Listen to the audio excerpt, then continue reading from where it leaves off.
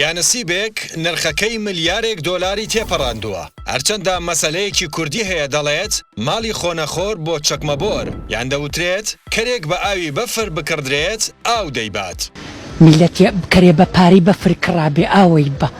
ئەزموون سەلماندوویەتی ئەو کەسانی یانەسیبێکی گەورەیان بۆ دەردەچێت لەبەرەوەی عەقڵیەتی دارەدانی پارەیان نییە هەرزوو دەکەونە سەر ڕێژکەکەی ژیانی پێشوویان. یانەسیبی مێگا میلیۆن کە لە ئەمریکا ئەنجام دەدرێ ملیارێک دۆلاری تێپەڕاندووە واتە 1000 دەفتەر. چوارەم گەورەترین یانەسیبە لە جیهاندا. بەردەوام نرخی یانەسیبەکە لە ماوەی 3 مانگی پێشوودا لە بەرزبوونەوەدا بووە. هیچ کەسێک تا ئێستا نەیتوانیوە ئەو شەژمارەیەی وەرەقەکەی لەسەر ریزێک بێ کە لە یانەسیبەکەدایە. شێوازی یانەسیبەکە وەک دۆمبەڵەی لای خۆمان وایە، بەڵام ژمارەکان لەسەر ڕێگای تەلەڤیزیۆنەوە بۆ هەموو گەلی ئەمریکا دەخوێنرێتەوە. ئەمە یەکەم جار نییە کە نرخی یانەسیبەکە ملیارێک دۆلار تێپەڕێنێ. ساڵی 2016 نرخی ئەم یانەسیبە گەیشتە 1.586 ملیار دۆلار کە دابەشکرا بەسەر 3 براوەدا. بەڵام بۆ ئەم ساڵ پێشبینی دەکرێ نرخی یانەسیبەکە بگاتە بەرزترین ڕیکۆرد. بەڵام دەبێت چ کەسێک ئەو بەختەی هەبێ